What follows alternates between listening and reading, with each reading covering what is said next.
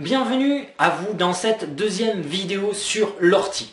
Je suis Philippe Stivanin et je suis heureux de vous retrouver pour vous transmettre plein de nouveautés.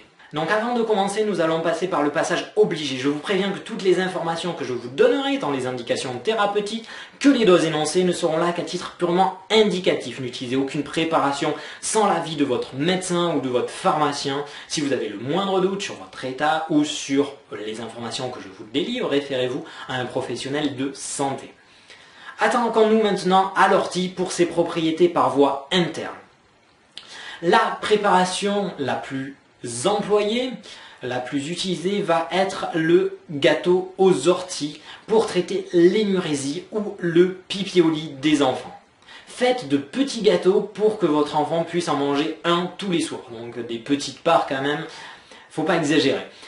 Il vous faut 15 g de semences pilées et 60 g de farine quelconque. Faites une pâte, ajoutez un peu d'eau et pourquoi pas du miel pour donner un meilleur goût au gâteau. Faites cuire au four à 180 degrés pendant 5-10 minutes. Et faites manger un gâteau tous les soirs à votre enfant. L'ortie est également très prescrite pour l'hypertrophie bénigne de la prostate. Néanmoins, à cause de mon éducation scientifique, je ne peux pas vous confirmer cette utilisation. En effet, les études qui ont été menées, les études scientifiques, qui se révèlent concluantes dans le traitement de l'hypertrophie bénigne de la prostate, présentent trop d'incertitudes méthodologiques et ne peuvent donc pas être considérées comme fiables. Même les agences médicales d'Europe sont en désaccord. La majorité préconise l'ortie en association avec un autre traitement à cause de son usage traditionnel, mais l'une d'entre elles déconseille l'utilisation de l'ortie. Je ne souhaite pas prendre position ici, mais mon rôle reste de vous donner toutes les informations nécessaires pour que des charlatans ne profitent pas de vous. Toutefois, je ne vous donnerai pas de recette pour ce traitement, considérant qu'il n'est pas assez efficace pour être utilisé seul. Google est votre ami, il vous donnera tous les renseignements que vous souhaitiez, tant les recettes que vous renseignez sur les dossiers scientifiques qui ont été faits. Par contre, l'ortie est très riche en fer et ce sera un allié de choix contre l'anémie ou la fatigue. Mangez-en environ 100 g par jour, hachés menus dans votre alimentation.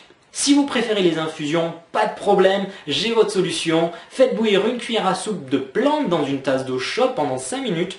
Laissez infuser 10 minutes, filtrez et buvez 3 tasses par jour. Et cette boisson pourra être utilisée en cure au début de l'hiver ou tout l'hiver.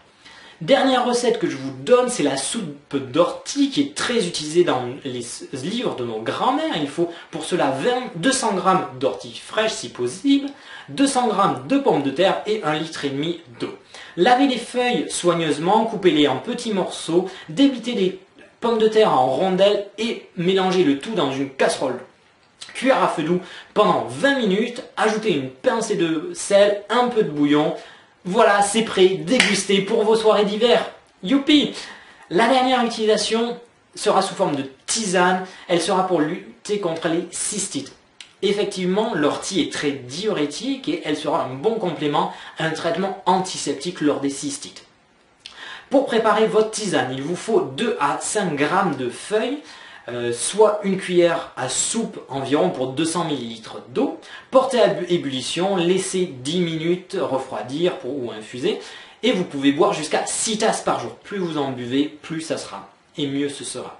Finissons avec les précautions d'emploi. Faites attention à cause de l'effet diurétique de la plante, surtout si vous avez des maladies cardiaques ou si vous prenez des fluidifiants sanguins, bien qu'aucun cas clinique n'ait été recensé pour l'instant.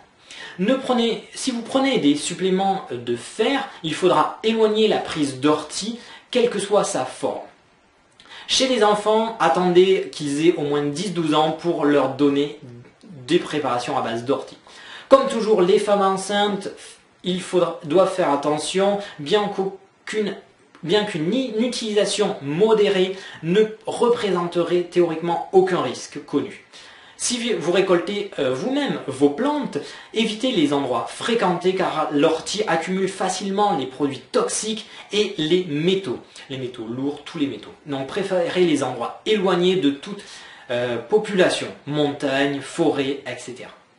C'est terminé pour aujourd'hui, j'espère que vous avez appris plein de nouvelles choses. Encore une fois, merci d'avoir regardé cette vidéo, n'hésitez pas à la partager si elle vous a plu. Je vous dis à très bientôt, bye bye.